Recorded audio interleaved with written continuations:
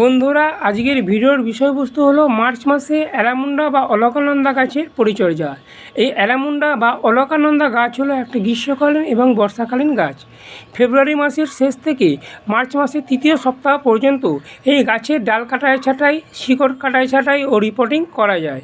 আজকে আমি বলবো অলকানন্দা বা অ্যালামুন্ডা গাছের মাটিতে কী ধরনের জৈব খাবার প্রয়োগ করব, গাছের পাতাতে কী ধরনের তরল লিকুইড খাবার স্প্রে করব, সাথে সাথে কিছু ছোট ছোট গুরুত্বপূর্ণ পরিচর্যা এই অ্যালামুন্ডা গাছেতে যদি করা যায় তাহলে আগামী দিনে মানে এপ্রিল মাস থেকে এই অলকানন্দা বা অ্যালামুন্ডা গাছটাকে যেরকম অনেকটা বেশি ঝাঁকড়া করতে পারবো, সে তার সাথে সাথে গাছ থেকে অসংখ্য পরিমাণে ফুল পাবো। তাই বন্ধুরা, আজকের এই ভিডিওটা তোমরা একটু স্কিপ করে দেখো না। স্কিপ করে দেখলে তোমরা অ্যালামুন্ডা গাছ সংক্রান্ত কিছু গুরুত্বপূর্ণ তথ্য মিস করবে।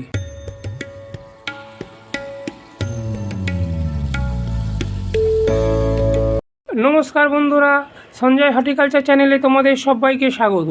বন্ধুরা, আজকে টাইটেল আর থাম্বনেল থেকে বুঝে গেছো যে আজকে আমি তোমাদের সাথে কী বিষয় নিয়ে আলোচনা করতে যাচ্ছি।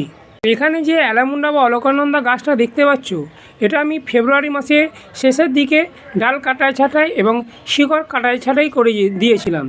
এই সংক্রান্ত ভিডিও আমার চ্যানেলে দেওয়া আছে। যদি তোমরা দেখতে চাও কিভাবে শিকড় কাটাই ছাঁটাই করলাম, ডাল কাটাই ছাঁটাই করলাম, কিভাবে রুট ট্রিটমেন্ট করলাম, তাহলে তোমরা গিয়ে দেখে আসতে পারো। অ্যালামুন্ডা বা অলকানন্দা গাছ দুরকম ভ্যারাইটির হয়। একটা হলো ড্রাফট প্রজাতির, মানে একটু বেটে ছোট আকারে অনেক ঝাঁকড়া টাইপের হয়, আর একটা হলো লতানে প্রকৃতির। আমার কাছে এই যে অ্যালামুন্ডা গাছটা দেখছো, এটা হচ্ছে একটু লতানে প্রকৃতির অ্যালামুন্ডা গাছ। কিন্তু যদি সঠিক কাটাই ছাঁটাই করা যায়, এই লতানে প্রকৃতির অ্যালামুন্ডা গাছটাকেও অনেকটা বেশি ঝাঁকড়া করা যায়। এবং কি করে এই লতানে প্রকৃতির অ্যালামুন্ডা গাছটাকে ঝাঁকড়া করা যায় সেটা আমি তোমাদের এই ভিডিওর মধ্যে দেখিয়ে দেবো।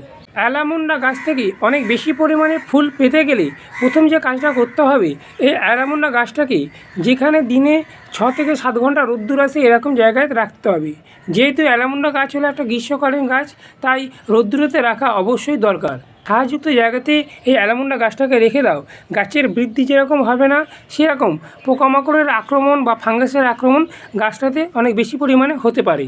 অ্যালামুন্ডা বা অলকানন্দা গাছ একটু ময়েস্ট মাটি, মানে একটু ভিজে ভিজে মাটি পছন্দ করে। একদম খুব চ্যাপচ্যাপে কাদা কাদা এরকম নয়, এরকম ভিজে ময়েস্ট মাটি। এরকম দেখো হাতে ডালাটা দিচ্ছে, এরকম ভেঙে যাচ্ছে, হাতে কোনো মাটি লাগছে না, এরকম উপরটা ভিজে ভিজে থাকবে, অথচ কাদা চ্যাপচ্যাপে নয়। এরকম মাটি এই অ্যালামুন্ডা গাছ ভীষণভাবে পছন্দ করে। শুকনো খটখটে মাটি যদি হয় তাহলে অ্যালামুন্ডা গাছেতে যেরকম ফুল আসবে না, আর ফুল এলেও ফুলগুলো কিন্তু শুকিয়ে ঝরে পড়ে যাবে। টবের মাটিতে যদি এরকম আগাছা থাকে, সেই আগাছাগুলোকে অবশ্যই তুলে ফেলে দিতে হবে। কারণ এই আগাছাগুলো টবের মাটিতে থাকলে আমরা যখন খাবার দেবো টবেতে, সেই খাবারটা এই আগাছাগুলো খেয়ে ফেলবে। এর ফলে কী হবে, এর ফলে গাছে সঠিক পুষ্টি পাবে না এবং গাছটা যেরকম বাড়বে না, সেরকম গাছেতে অসংখ্য পরিমাণে ফুলও আসবে না। তাই যখনই মাটিতে দেখবে এরকম আগাছা জন্ম নিয়েছে, সেই আগাছাগুলোকে অবশ্যই সঙ্গে সঙ্গে তুলে ফেলে দিতে হবে। অ্যালামুন্ডা গাছটাকে আমি ফেব্রুয়ারির শেষের দিকে ডাল কাটাই ছাঁটাই করে দিয়েছিলাম এবং এই মার্চ মাসেতে আরেকবার আমি লাইট প্রুনিং করে দেবো। এর ফলে কী হবে, এর ফলে আমার এই অ্যালামুন্ডা গাছটা যেরকম অনেকটা বেশি ঝাঁকড়া হবে, সেরকম গাছ থেকে আমি অসংখ্য পরিমাণে ফুল পাবো। মানে দেখছো এই যে এইখান থেকে এই আমি কেটে দেবো। কেটে দিলে কী হবে, এর চারপাশ থেকে আরও শাখা প্রশাখা বেরোবে এবং গাছটা ঝাঁকড়া হয়ে যাবে। এইভাবে দেখো এইখানটা আছে, এইভাবে আমি কেটে দিলাম। হালকা হালকা ডগাগুলো ছেড়ে দিচ্ছি। মাসে 2 বার করে অবশ্যই টবের মাটিটাকে এইভাবে হালকা করে খুঁড়ে দিতে হবে। যদি টবের মাটিটাকে হালকা করে খুঁড়ে দেওয়া যায়, তাহলে কিন্তু টবের ভেতরে হাওয়া চলাচল খুব ভালোভাবে করতে পারবে এবং গাছটা অনেকটা সুস্থ সবল থাকবে। এবারে বলি, অ্যালামুন্ডা গাছ বা অলকানন্দা গাছেতে কী ধরনের খাবার দিলে গাছটা যেরকম খুব সুন্দর দ্রুত বৃদ্ধি পাবে, তার সাথে সাথে গাছেতে ফুল আসবে। এখানেই আমি মাসে 1 বার করে জৈব খাবার দেবো। এই অ্যালামুন্ডা গাছটা আমার একটা 10 ইঞ্চি টবের মধ্যে রাখা আছে, তাই 10 ইঞ্চি টবের জন্য এখানে আমি দিয়েছি 1 চামচ শিং চাচা, 1 চামচ হিউমিক অ্যাসিড, 2 চামচ পাকা কলার খোসার গুঁড়ো। তোমরা পেঁয়াজের খোসার গুঁড়ো নিতে পারো পাকা কলার খোসার পরিবর্তে। 1 চামচ নিম খোল, 1 চামচ সর্ষের খোল আর 1 চামচ হচ্ছে হাড় গুঁড়ো। এই জৈব উপাদানটা পুরো একে অপরের সাথে খুব ভালোভাবে মিশিয়ে নেব। টবের ধার বরাবর এইভাবে দিয়ে দেবো।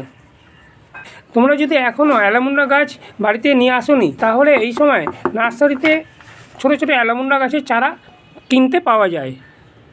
তোমরা ছোটো ছোটো অ্যালামুন্ডা গাছের চারা কিনে নিয়ে এসে 1 ভাগ মাটি, 1 ভাগ কোকোপিট, 1 ভাগ ভার্মি কম্পোস্ট, তোমরা ভার্মি কম্পোস্টের পরিবর্তে 1 বছরের পুরনো পচানো গোবর সার নিতে পারো, 1 চামচ নিম খোল আর 1 চামচ হচ্ছে সিঙ্গেল সুপার ফসফেট দিয়ে গাছটাকে তোমরা প্রাথমিকভাবে বসিয়ে দেবে। এবং যখন 15 থেকে 20 দিন হয়ে যাবে তারপরে এখন যে আমি খাবারটা দেখাচ্ছি জৈব খাবারটা, সেই খাবারটা মাসে 1 বার করে তোমরা অ্যালামুন্ডা গাছে মাটিতে দিয়ে দেবে। অ্যালামুন্ডা গাছটা খুব সুন্দরভাবে বৃদ্ধি হচ্ছে এবং গাছেতে অসংখ্য পরিমাণে ফুলও আসছে। খাবার দিয়ে দেওয়ার পর মাটিটাকে আমি খাবারটার উপরে এইভাবে চাপা দিয়ে দেবো। আগের দিনকে আমার এখানে কালবৈশাখী ঝড় বা বৃষ্টি হয়েছে, ওই জন্য মাটিটা ভিজে আছে। ওই জন্য খাবার দিয়ে দেওয়ার পর মাটিতে কোনো রকমে আমি জল দিচ্ছি না। যদি তোমাদের মাটিটা শুকনো থাকে তাহলে খাবার দিয়ে দেওয়ার পর টব ভর্তি করে তোমরা জল দিয়ে দেবে। অ্যালামুন্ডা গাছের ছোটো ছোটো চারা কিনে নিয়ে এসে তোমরা প্রথমেই বড় টবের মধ্যে বসাবে না। প্রথমে তোমরা ছোটো টব মানে 6 ইঞ্চি টবের মধ্যে বসাবে, তারপর ধীরে ধীরে গাছটা যখন বড় হবে তখন তোমরা টব পরিবর্তন করবে। মাটিটাকে ওয়েল ড্রেনেজ করার জন্য তোমাদের মাটিতে যদি বালি না মেশানো থাকে তাহলে তোমরা 1 ভাগ লাল মোটা বালি, যেটা বিল্ডিং তৈরি করে সেই লাল মোটা বালি মাটিটার মধ্যে মিশিয়ে নেবে, তাহলে মাটিটা অনেকটা ঝুরঝুরে এবং ওয়েল ড্রেনেজ হয়ে যাবে। খাবারটা টবের মাটিতে দেওয়ার সাথে সাথে সপ্তাহে 1 বার করে একটা তরল লিকুইড খাবার গাছের পাতাতে এবং মাটিতে দিতে হবে। 5 গ্রাম মতন NPK 19-19-19 কিংবা 20-20-20 1 লিটার জলে দিয়ে তার সাথে 2 গ্রাম ম্যাগনেসিয়াম সালফেট গুলে সপ্তাহে 1 বার করে গাছের পাতাতে স্প্রে করতে হবে। গাছগুলো 10 ইঞ্চি টবেতে থাকে তাহলে 250 ml মতন জল টবের মাটিতে দিতে হবে সপ্তাহে 1 বার করে।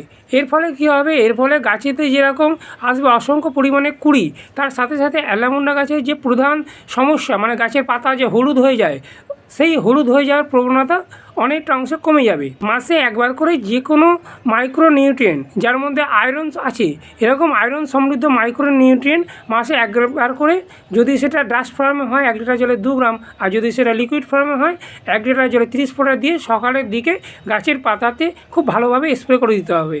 এরপরে খনিজ পদার্থের যে অভাব সেটা অ্যালামুন্ডা গাছেতে বা অলকানন্দা গাছেতে দেখা যাবে না। অ্যালামুন্ডা গাছেতে রোগ পোকা বলতে গাছেতে সেরকম পোকামাকড়ের আক্রমণ এখনও পর্যন্ত আমি দেখিনি, তাও মাসে 1 বার করে যে কোনো কীটনাশক গাছের পাতাতে স্প্রে করে দিতে হবে। ফাঙ্গাসের আক্রমণের হাত থেকে রক্ষা করার জন্য যে কোনো ফাঙ্গিসাইড মাসে 1 বার করে তোমরা গাছের পাতাতে খুব ভালোভাবে সকালের দিকে অথবা বিকেলের দিকে স্প্রে করে দিলে কোনো রকম ছত্রাকজনিত লক্ষণ দেখা যাবে না। অ্যালামুন্ডা গাছেতে এই ছোটো ছোটো কয়েকটা সাধারণ পরিচর্যা যদি তোমরা করতে পারো তাহলে এই অ্যালামুন্ডা গাছটাকে যেরকম অনেকটা ঝাঁকড়া করা যাবে, সেরকম এই গাছ থেকে অনেক বেশি পরিমাণে ফুল আগামী দিনে মানে গ্রীষ্মকালে এবং বর্ষাকালে পাওয়া যাবে। গেল অ্যালামুন্ডা গাছের মার্চ মাসে গ্রীষ্মকালীন পরিচর্যা। যদি আমার এই ভিডিওটা তোমাদের এতটুকু উপকারের লাগে তাহলে অবশ্যই এই ভিডিওটাতে একটা লাইক দিও এবং চ্যানেলটাকে সাবস্ক্রাইব করে আমার পাশে থেকো। পাশে থাকা যে বেল আইকনটা সেটা প্রেস করে দিও। প্রেস করে দিলে কী হবে, আমি যখন নতুন নতুন ভিডিও আপলোড করব যাতে সহজে তোমাদের কাছে খুব তাড়াতাড়ি পৌঁছে যেতে পারি। সবাই তোমরা খুব ভালো থেকো এবং সুস্থ থেকো। নমস্কার।